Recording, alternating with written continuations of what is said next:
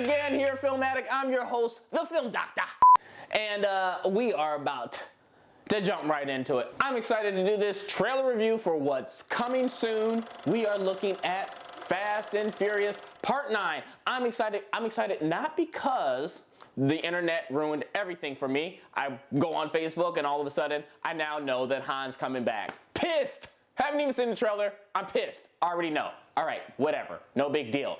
But I'm excited that we are at number 9. There's only supposed to be 2 more of these. Number 9, number 10. Now they might continue off doing spin-offs on Hobbs and Shaw. Hopefully not. But all in all, this has been a long series, a long road that Fast and Furious has traveled. They've lost, Paul Walker. I hear that they're going to do a CGI version of Paul Walker in this one, whether they do it or whether they don't. I'm still completely excited to see what they bring to the table. So I'm not even going to waste too much time talking about it. Like I said, I'm happy that it came out on a Friday, because if it came out on Tuesday, Wednesday, like most trailers have, then I would have had to have waited just to see this moment come. So without further ado, I'm not even going to waste any more time. I want to jump into it. I want to see it. I want to see what it's all about. I'm going to be like a 12-year-old Girl Scout, literally giddy, because every time I watch one of these trailers, I'm excited. I'm blown away. The story, the action, everything. When I watch a Fast and Furious trailer, I think every single time, aside from Tokyo Drift, I've been excited to see it. So let's jump right into it of what's coming soon, Fast and Furious Part 9.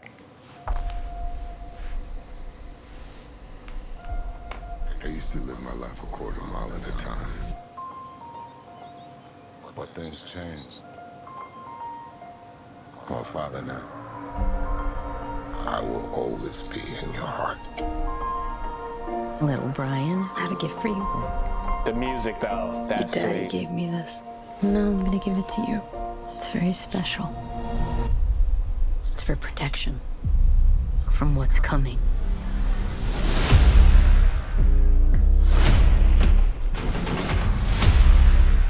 All right, Dom. What's next? No matter how fast you are, I am not to be compared to you. no one outruns their past. I am more easy, you trying your best to become me. And mine just caught up to me. Been a long time, Dom. So we're up against a master thief, assassin, high performance driver. Who is he?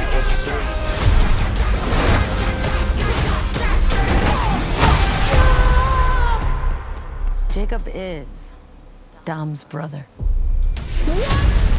Your whole life, you pushed yourself to be faster than Dom, smarter than Dom, stronger than Dom. But could you kill him? Because I'm ready if you are. There's nothing more powerful than the love of family. But you turn that into anger, there's nothing more dangerous.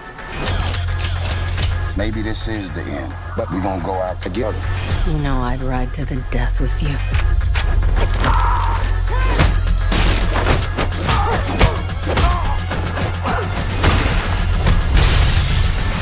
Let's get to work.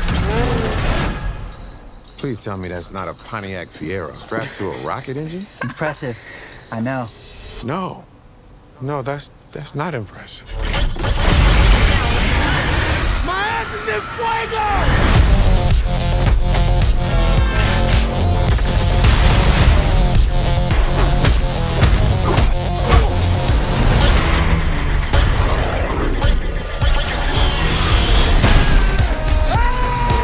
I came here to take you down, little brother. That's your mistake. This is my world.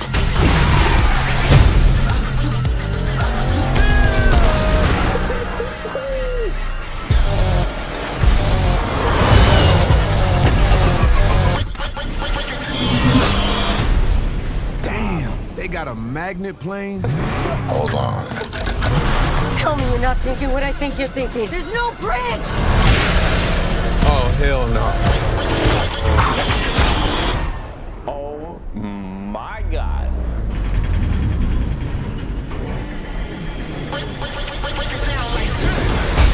drugs to beer.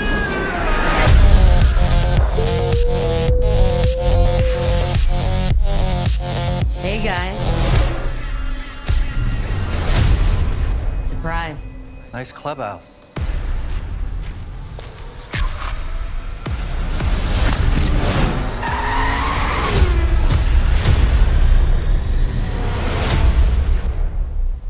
Oh my God, oh my God, oh my God, oh my God, oh my God. Whether I knew Han was coming or not, that was so sweet. The action, they outdo themselves every single time. The action is so amazing. The story is so amazing. The only problem I have, and it's not just because I hate John Cena with a passion. I hate him. I hate him. It's not only that, he's Dom's brother. They don't even look alike. They don't even look alike. They don't even look alike. They don't look alike. They don't look, now, do you see the difference? They don't look alike. They don't look alike. I'm not even gonna let it get to me. You know what?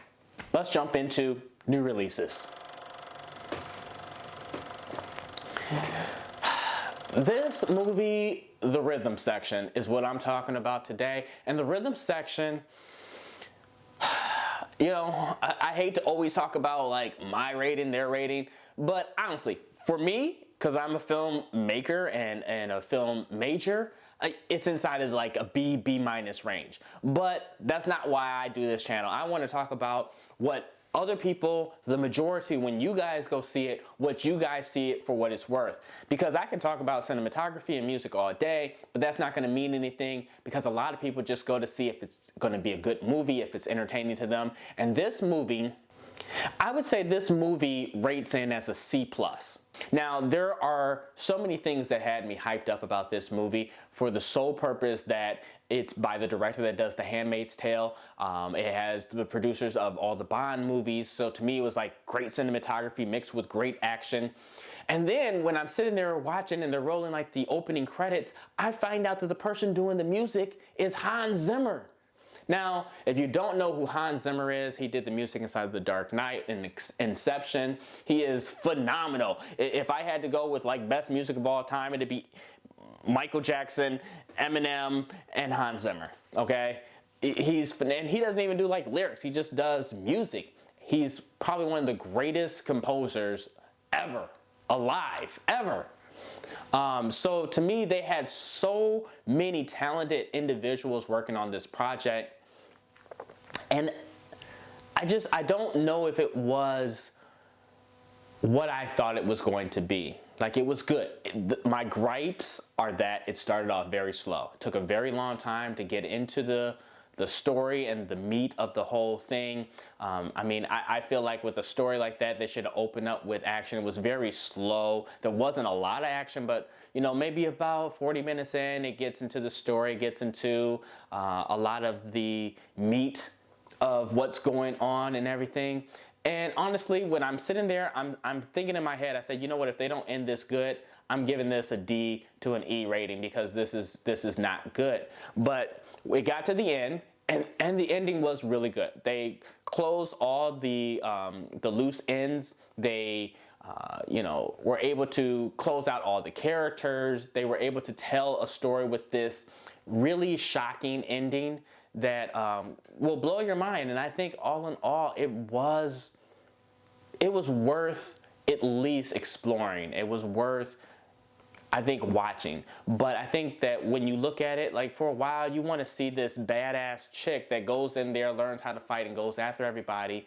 And she really didn't, you know? And I don't want to say that that's a spoiler, more so than I think that it was just, it could have been better portrayed. The cinematography, I think, had really good points. Like there was a point where she's swimming across the water, and the cinematography is good if it makes you feel like you're there, like you're in it, like you're feeling. If you can gain feeling by the shots, by the imagery, that's good cinematography. When you are captivated by it and its beauty, that's good cinematography. And I think when she was swimming across the water, there was a feeling of emotion there. When she was driving the car to get away from some of the people that were chasing her, that was good cinematography. There were really good points of cinematography that I can tell had The Handmaid's Tale's director written all over it.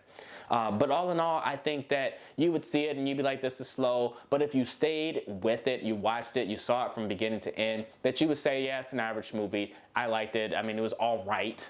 You know, it's what the majority of moviegoers, I think, would say. So let's jump over to Must See. This movie is a movie that I have seen a very long time ago. It's like your Miss Doubtfire or, you know, your Scarface, meaning that it was filmed a long time ago. It's not a newer movie. And the other difference of why I want to talk about this movie is because it's not a major motion picture. It's not a major production. It's not by like Warner Brothers. It's an independent film. If you know what independent films are, it's kind of a lower budget film by a lower budget production company. And so I don't really watch and like a lot of independent movies, but there are a lot out there. There are some really good ones out there like Hard Candy, Uninvited Guests, Run Lola Run, which I might end up reviewing at some point. These movies are actually good. And it proves to me that you don't need a crap load of money and some of the best actors in order to tell a good story or have good cinematography or have good music. You can do that with lower budget productions. So like Fast and Furious that had all this, I'm sure, millions of dollars invested into the production, you can have something like an independent movie like Illegal Tender and it still be a good movie. The thing I value about this independent film, Illegal Tender, is the story. It tells a really good story of this boy whose father was inside of the mafia or I don't know, I think he was a drug dealer. And, you know, this is a spoiler. I'm about to spoil something, but it needs to be told in order to tell the story. This guy, his name was Wilson De Leon. He was murdered. And his wife, she was pregnant. She had a baby who she ended up raising. And then she had another kid. And between these two kids, one of them was named after the drug dealer who is actually his son. And, you know, they had to move around. There's a lot of people that were chasing them and trying to, you know, kill all the loose ends and take them out and whatnot. So she had to do a lot of running and hiding with her and her family. And it got to a point where they caught up with her. They found her and they're coming after her again. And the mother wants to kind of tell her son, like, this is the story about your dad. You have to protect yourself. And there's this whole sequence where the son is tired of running and he wants to live inside of his father's footsteps, but he wants to also protect his family. And you can see the growth for him as a teenager to a man. And it's a very old movie, so don't go in there expecting 4K or high def kind of quality film. It's kind of a Latina kind of feel, that Pitbull, you know, kind of music.